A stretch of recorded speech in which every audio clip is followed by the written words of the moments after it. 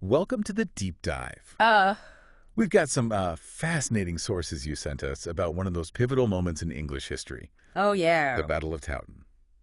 So today, we're going to dive deep into this epic clash, Okay. explore everything from the brutal realities of medieval warfare to the personalities who Right. shaped this conflict.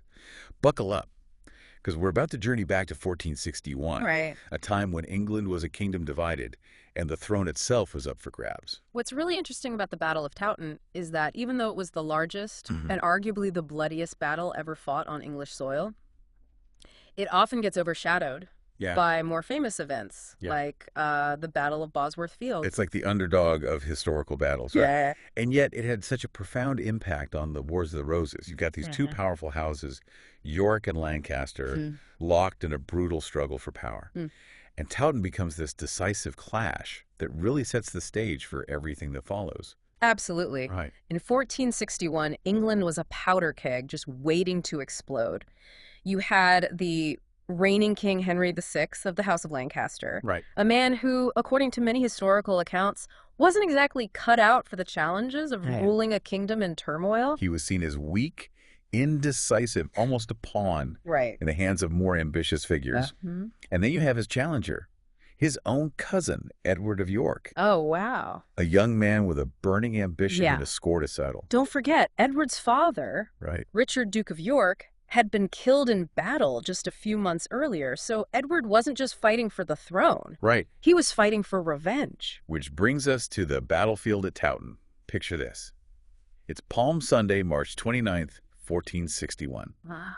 A blizzard is raging across the Yorkshire landscape. Wind howling, snow blinding. It's hard to imagine a more brutal setting for a battle that would decide the fate of England. The weather played a crucial role in the battle. You had tens of thousands of men on each side, Yep. facing off in these absolutely horrendous conditions. Imagine the challenge of simply staying on your feet, I know. let alone engaging in hand-to-hand combat. And then there's the sheer scale of the battle. Right.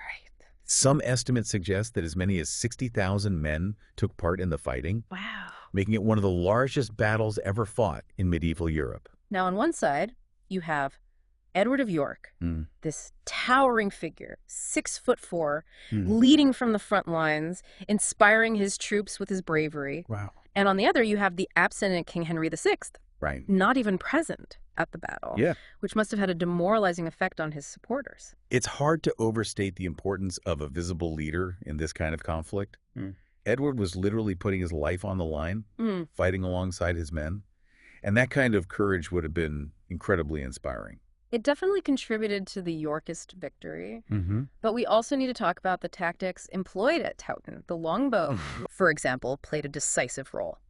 The Yorkists, positioned with the wind at their backs, Okay. were able to unleash volleys of arrows that literally rained down on the Lancastrian ranks. These longbows were incredibly powerful weapons, Yeah. capable of piercing armor at considerable distances. Yeah, They were the medieval equivalent of artillery. absolutely. And the Yorkists, under the command of the experienced Lord Fauconberg, who, here? by the way, was Edward's cousin and a seasoned military commander, Yes. used them to devastating effect.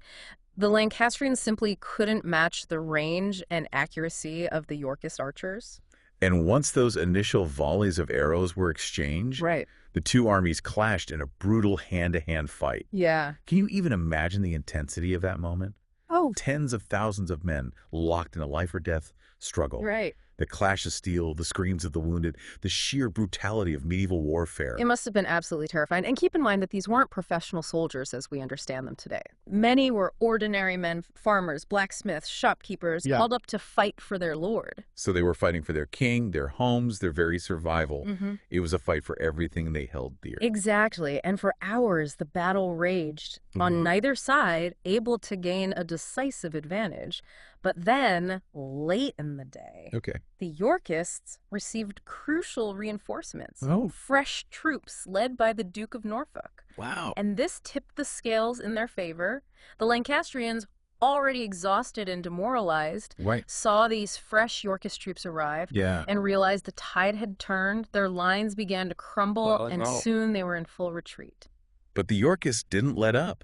They pursued the fleeing Lancastrians relentlessly, Right. cutting them down as they tried to escape. It was a massacre. What's particularly striking about the aftermath of Towton is the sheer scale of the casualties. We're talking about potentially tens of thousands of men killed in a single day. One account describes a nearby river, the Cockbeck, running red with blood for days after the battle. Oh, wow. It's a gruesome image that really underscores the brutality of this conflict. And remember, this was just one battle in a war that would drag on for decades. Right. But Towton was a turning point. Yeah.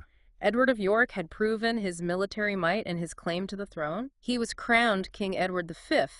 Okay. But his troubles were far from over. Because even though he'd won this decisive victory, there were still plenty of Lancastrian loyalists out there. Not to mention simmering rivalries within his own Yorkist faction. Exactly. And one of the most powerful and ambitious figures in Edward's court was Richard Neville, the Earl of Warwick, better known as Warwick the Kingmaker. The Kingmaker, that's quite a title. He earned it. Yeah. Warwick was instrumental in Edward's rise to power. Okay. He was a brilliant strategist, a skilled diplomat, and he commanded a vast network of loyal followers. Wow. He was, for all intents and purposes, the most powerful man in England after the king. So what went wrong? How did this powerful ally become Edward V's biggest enemy? It was a complex series of events. Yeah. But it essentially boils down to a clash of egos and ambitions. Warwick believed that he should have a greater say in Edward's decisions, especially when it came to matters of foreign policy. But Edward wasn't the type to be controlled by anyone, was he? No, he wasn't. And he made a series of decisions that directly challenged Warwick's authority. Right. One of the most significant was Edward's secret marriage to Elizabeth Woodville. Ah, Elizabeth Woodville. Yeah. The commoner queen who captivated the king's heart. I can imagine that didn't go down too well with the nobility. You're right, it didn't. Warwick saw it as a personal insult and a strategic blunder. Elizabeth came from a rival family, and her sudden elevation to queen threatened to upset the delicate balance of power within the court.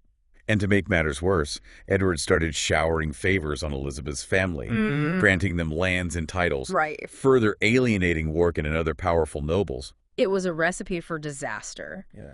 And the final straw came when Edward, against Warwick's advice, pursued an alliance with Burgundy instead of France. Right. This was a direct challenge to Warwick's diplomatic efforts, and a sign that Edward was no longer willing to listen to his counsel. So Warwick, feeling betrayed and sidelined, decided to take matters into his own hands. He did. In a stunning move, he fled to France and formed an alliance with Margaret of Anjou. Oh, wow. Henry VI's wife, right, who was just as determined to see her husband restored to the throne. Wait, the same Margaret of Anjou who'd been fighting against Warwick for years? Yeah. That must have been a difficult alliance to forge. It was. Imagine the tension, the mistrust between these two figures who had been bitter enemies for so long. Right. But they both recognized that they needed each other. Warwick needed Margaret's legitimacy and the Lancastrian claim to the throne, and Margaret needed Warwick's military might to challenge Edward V. Precisely. And together, they launched a daring invasion of England, catching Edward completely off guard. So Edward was forced to flee into exile.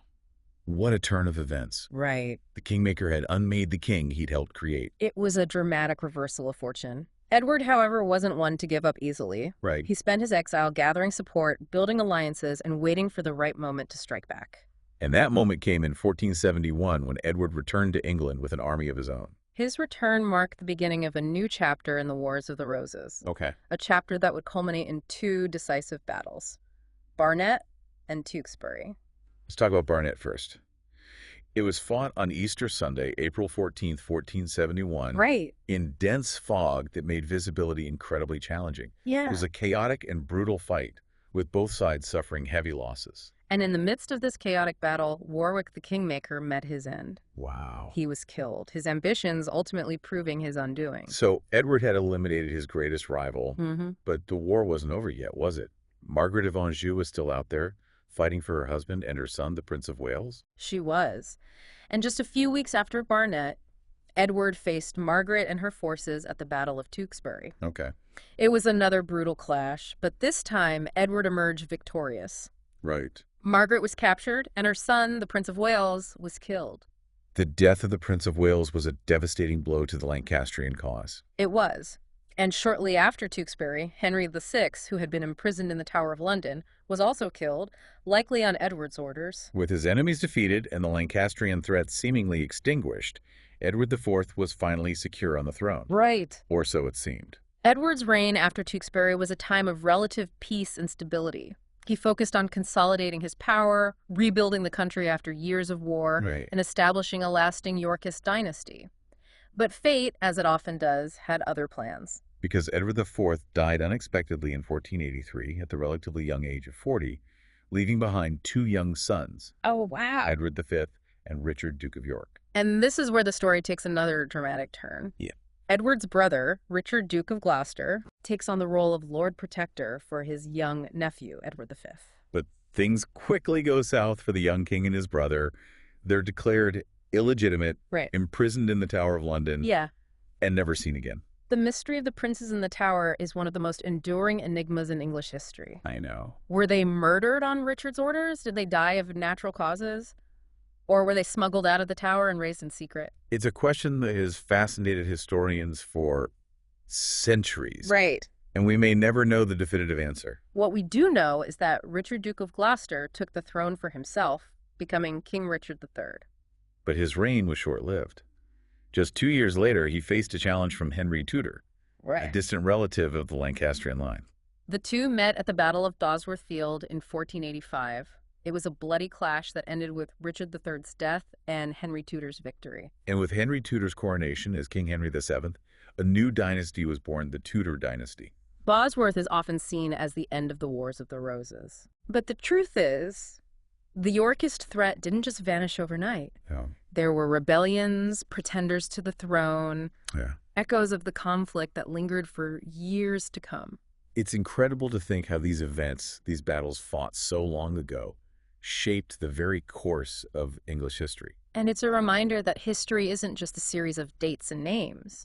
It's a story of human ambition, of power struggles, Yeah. of betrayals and alliances, Right. of ordinary people caught up in extraordinary events. So as we wrap up this deep dive into the Wars of the Roses, I'm left with a sense of awe at the sheer complexity of this period. It's a period that continues to fascinate and intrigue us. Yeah. It's a story that speaks to something universal about the human condition, the desire for power, the struggle for survival, and the enduring legacy of the past. We've covered a lot of ground in this deep dive, but there's always more to explore. We encourage you to delve deeper into the sources you've shared with us to uncover those hidden details and personal stories that bring history to life. And if you enjoyed this deep dive, be sure to subscribe to the deep dive for more insightful explorations of history, science, and culture. We'll continue to bring you the most compelling details and perspective, helping you make sense of the world around us. Until next time, keep exploring and keep diving deep.